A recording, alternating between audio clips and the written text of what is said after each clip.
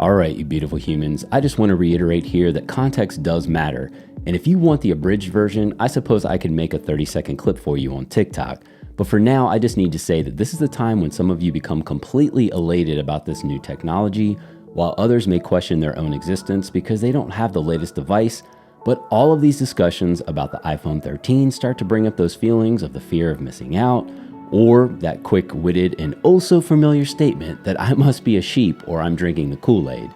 So here we are waiting on the cattle dog to herd us all into the gate while trying to keep our sticky fingers from all of that Kool-Aid that's smudging our iPhone 13 Pro because of the surgical grade stainless steel that's really on the ready in case we have to perform a delicate procedure out in the field. Now, of course, I think that we should all come from the understanding that comparing this to a mirrorless camera or even a cinema camera just doesn't really fit here, that this isn't supposed to replace those tools, but rather it's a tool in its own category. And so rather than trying to make that comparison, how about we just not? And we'll get to the computational aspects of smartphone photography in a minute, but I do want to talk about the behavior and practice of repetition. Because just like everything I've done in my life and my career, and really the things that I've either needed to know something about or rather have the experience to be able to execute on, all of this has taken trying and failing over and over until that skill is eventually honed. And more truth be told, that although you do not need the iPhone 13 Pro to make something great, and I'm sure whatever you have from the last few years is very capable, I have to admit that this is the best camera.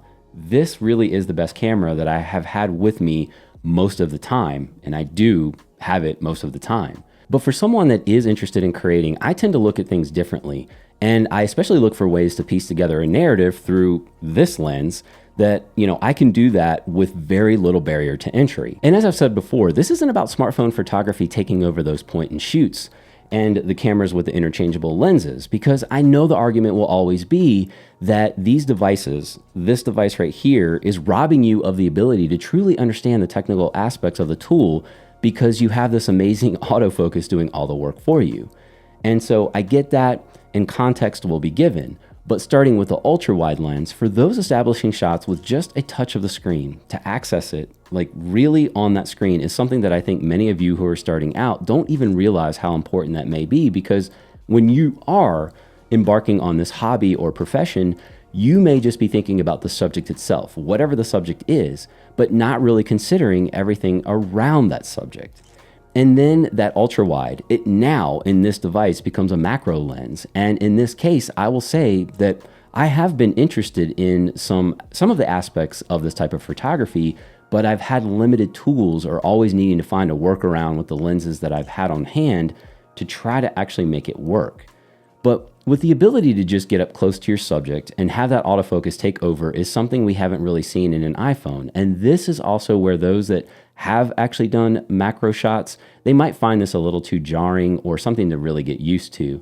But this is where we might also see some additional software improvements happening with upcoming iterations of the OS to either get more control or to at least have a smoother experience. But it's there and it certainly can be worked on. And of course, now all of a sudden you have another term being thrown around that many probably haven't even heard of before, with the ability to rack focus. And in certain cases, you may see this image like in your head, but the software isn't nailing it quite the way that you had anticipated. And there is some focus breathing that I have seen that, and maybe you're trying to work through that, but it still gets you thinking about the shot and of course that layering of the subject and the environment. And I do also think that cinematic mode might be fun to play around with, and it's trying to get that separation, and I understand that, but it really does depend on the subject. And I'm personally, I'm really trying, I'm mixed. I'm really mixed. And right now I just need some more time with it and how or if I would use it, because the use case might be very limited for most, although this may change as I have more time to really experiment with it. So with the telephoto option at 3 times now, this can allow you to punch in without having to crop in post, which I often do.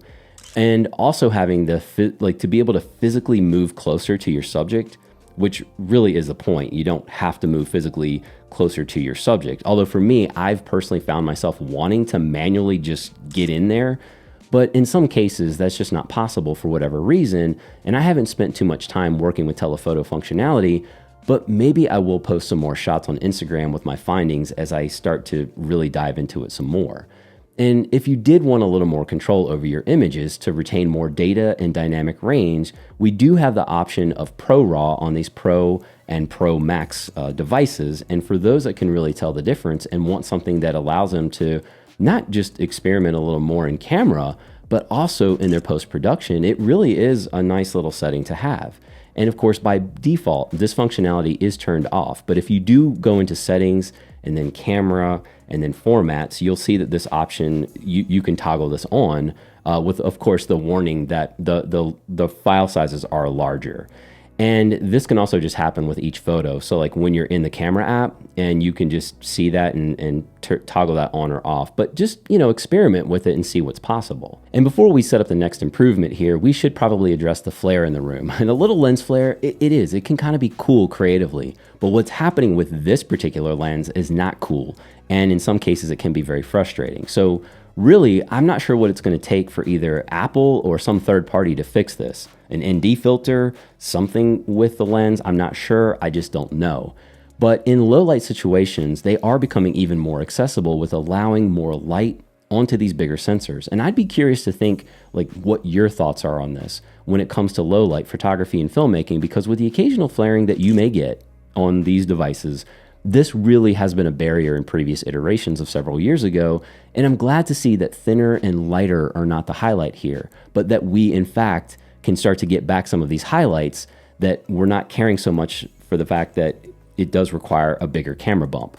But as much as you either want to dislike the ecosystem or you embrace it, or at least maybe just embrace this type of technology, the capability that you have to experience these moments and then like capturing them and then not having them be able to have to sit on an SD card or having to connect your camera to a computer. And I know that this might sound ridiculous and I accept that, but the moments in time that you want to share with someone or even like the world, you just drop those into your editor, either on your phone or a tablet, and you get to tweaking that the way that you want to convey that image or that narrative. And then you can just post it to your favorite platform or send it to your favorite human in your life. So you're just really melting barriers around you and really giving yourself very little room to say no to creating something meaningful like to you. And just like the iPhone, like maybe the gateway into other Apple devices, it can also inspire you to get into other types of photography and use other tools that start teaching you about the nuances of the art, because maybe without the experience, you may have like, you may have never thought about picking up or learning more about a camera that allows you to get out of auto everything, like autofocus, auto exposure, and start learning and start experimenting with some of that manual functionality. And I understand that this may seem naive, but as someone who grew up not having like access to this type of technology at the time due to just financial reasons, smartphones are more ubiquitous across many cultures and socioeconomic statuses. And before you hit me with, well, it's $1,000 device, I get it. But looking around, like just look in your circles. How many people do you see with devices like this? Because even more so now, here in the States especially, that the carriers are practically doing everything that they can possibly do to get you into one of these smartphones with very little upfront investment. And whether I agree with it or not, it's just where we are, friends. And yes, we will spend a little more time together with the ProRes functionality when it is ready, and I'll see if I can put something together. But until that time, we'll still be waiting until Apple decides to release it. But I am anticipating some barriers here with those file sizes being enormous, still having Lightning as the connection to try to connect this to an external SSD, and really having a full understanding of the limitations of all that I had originally said about the convenience of AirDrop. So definitely appreciate the world around you without having to always look through the lens or the screen, but do also understand that these little moments that pop up can more often than not be captured by what you're carrying around with you in your everyday. So just get those reps in. And of course, you know the deal. Hit me up here in the comment section below or over there on Twitter. You go rock those faces, and I'll catch you right back here on the next one.